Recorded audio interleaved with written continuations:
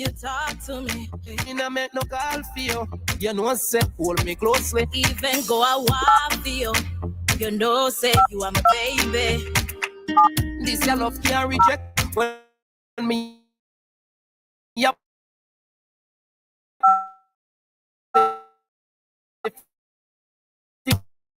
Keep someone up if you get and I get frustrated. Need a girl. What's the way you move best? Ease any pain could have been in a me chest. Nothing else sounds as good as WEFM, the clean, fresh sound. Activated Mornings on WEFM 99.9 is on now. WhatsApp us or call us at 457-9997. We are back with another talk segment here on Activated Mornings. This time we are having commentary from Lyf Compton, and he's already on the line to do just that. Good morning to you, Lyf. Hey, good morning. How are you? I'm good. And you? I'm great. Lovely. You can go right ahead. Well, this morning I want to touch on a topic that I don't think that many people have ever thought about or are aware of. I've been noticing a trend coming out of the court these days where people are going to court and pleading guilty to petty offenses, very petty offenses. And as a result, they are being remanded to prison to await sentences. Now, when somebody goes to court and pleads guilty, right, you basically give up your right for defense and say, well, I'm guilty of this offense, and the court has all right to remand you to prison to await sentencing if they decide that you cannot be sentenced at that point because of whatever reason. But some of the reasons people are being remanded to prison seems a bit extreme to me. For instance, a 19-year-old laborer of Gretz who said he was guilty of stealing items valued. Now pay attention to the price, right?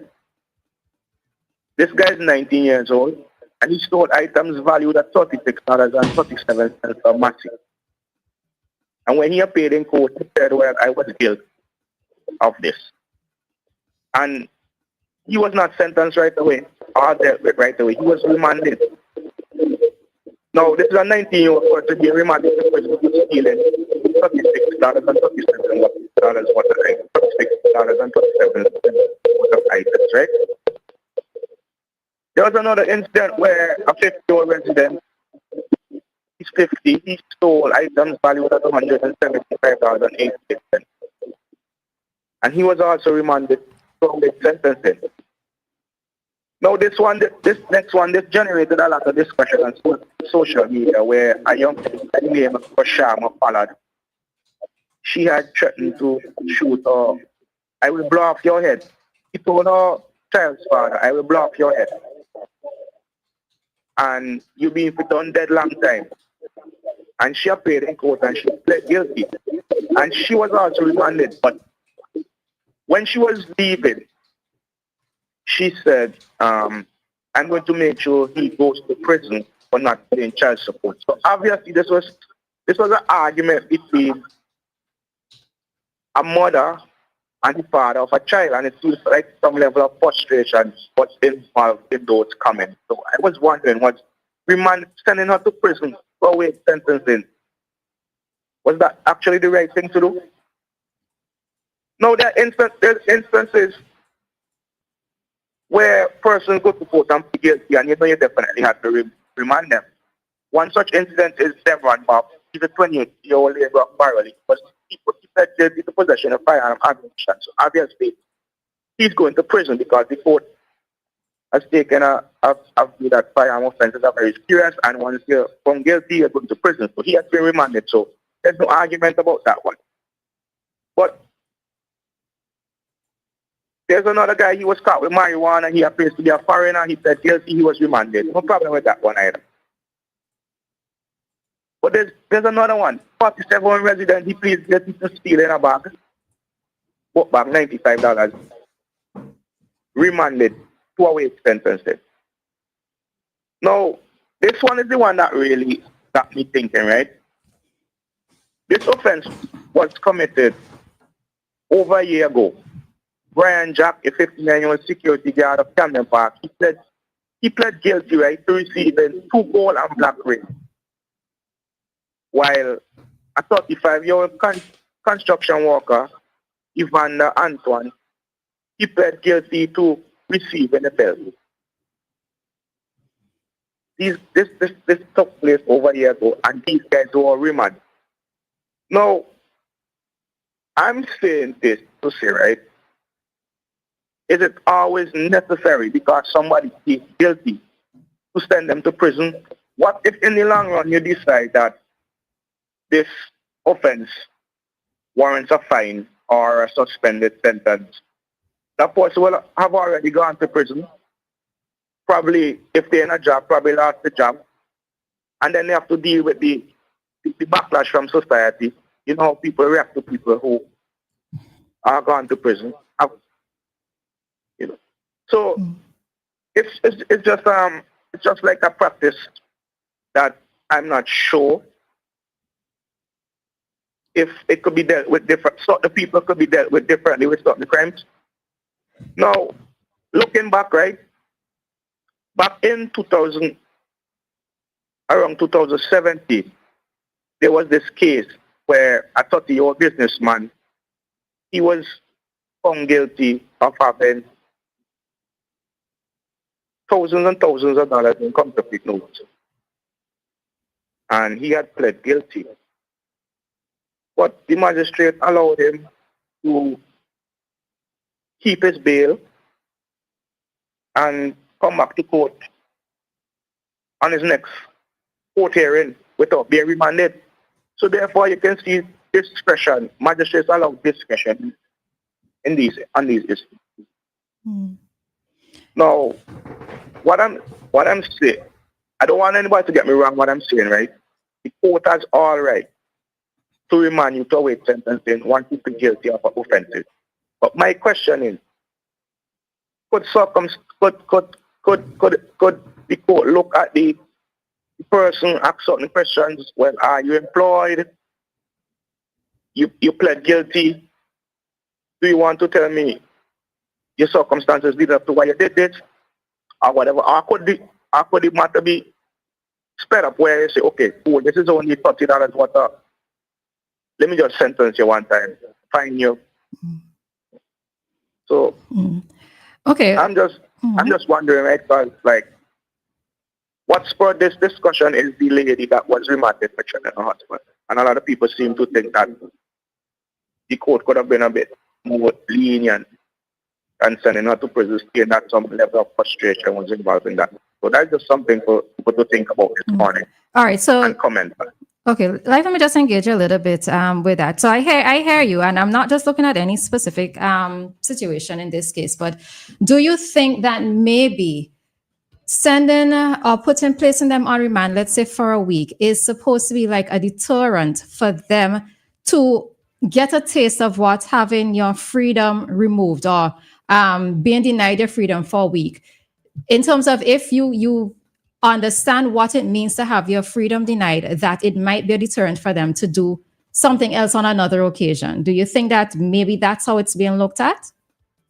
Yeah, I know people would say that, right? Mm-hmm. But listen to this, right? Picture this. I make a mistake. I steal $30 worth of items, right? I'm really remorseful. I decided to go to court and plead guilty. I have a job. I have kids. Responsibility to take care of. And I'm sent to prison and remand for a week, 2 weeks, 3 weeks, whatever. Then I come back to the court and the court says to me, okay, we giving you a fine. Now I've lost my job. I have this stigma of prison attached to me. Probably might not be able to get a job. And there's a phrase that says, justice must is seen to be done.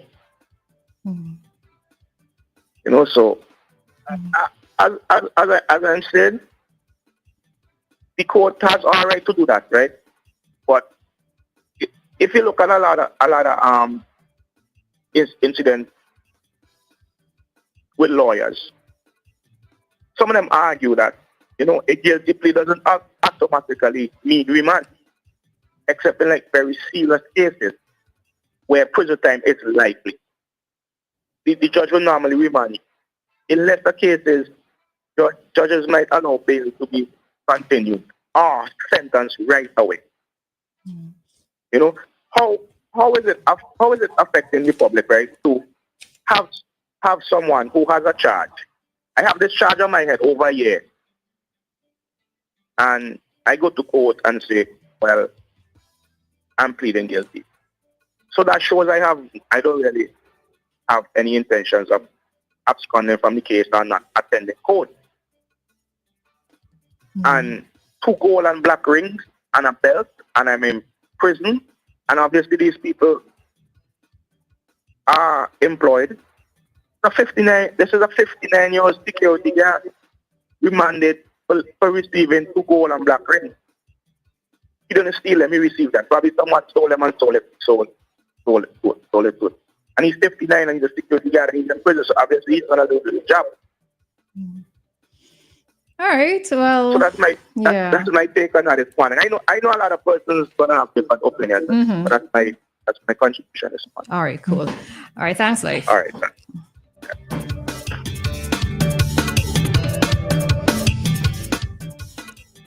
All right, that was Lyf Compton with his commentary this morning, and he was speaking around the topic persons who are being placed on remand for things that are deemed as petty offenses.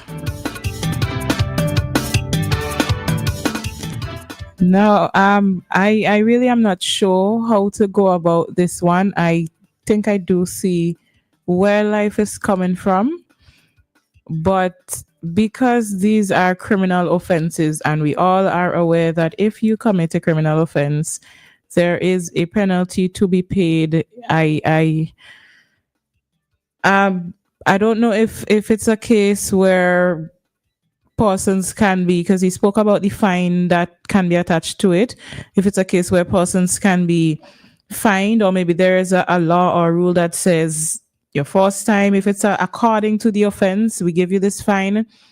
Maybe if you come back the second time, we increase the fine, or the third time, then there's no fine and you will definitely go to prison, or you'll definitely be placed on remand or something like that. I don't know. Like Roleza said, if it's a case where they need to learn that lesson, so giving them that, sending them on remand, putting them on remand and having them sit there during that time allows them some time to think about what they have done and how they're going to go about their lives afterwards. I do understand him when he says there would be that prison stigma that's attached to you, even if you didn't really commit something that persons consider to be that serious. And it is unfortunate that you would get that prison stigma attached to you if you did something petty and you really just want to move on with your life and, you know, just be in the society like you were before. I would admit that it is unfortunate for you to have that stigma attached, but I don't know how else to go around this. And I think sometimes because we are the public and we are not the authorities in these cases, we tend sometimes to let our feelings get involved. And I don't think that you should necessarily have your feelings involved in ruling, because feelings can cloud things at times. Yeah.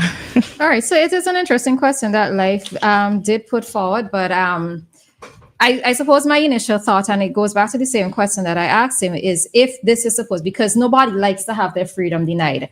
And if my freedom has been denied for something petty, like stealing something that came up to $30-something, chances are I ain't doing it again, right? But we know that that doesn't always work for everybody. But for persons who may have done it, let's say in a first instance, a situation, and you know, you realize how serious what it is that you did the seriousness of what it is that you did, then possibility may exist that you would never do it again, right? So I don't know. I guess it would be interesting to ask a magistrate or somebody within the judicial system why it is that this is being done. So, but yeah, it is interesting. And as Lyf, when he started out, his commentary initially when he started out about how many persons noticing it, I actually didn't notice it, right? But so it's good that he brought it to, well, at least for our awareness to question and to ponder. Yeah.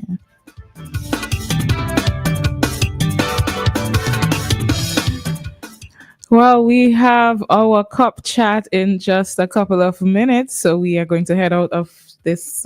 We're going to head out of this discussion now. It is 8:00, and this time check was brought to you by the New Haven Funeral Home. Death is a fact of life. Even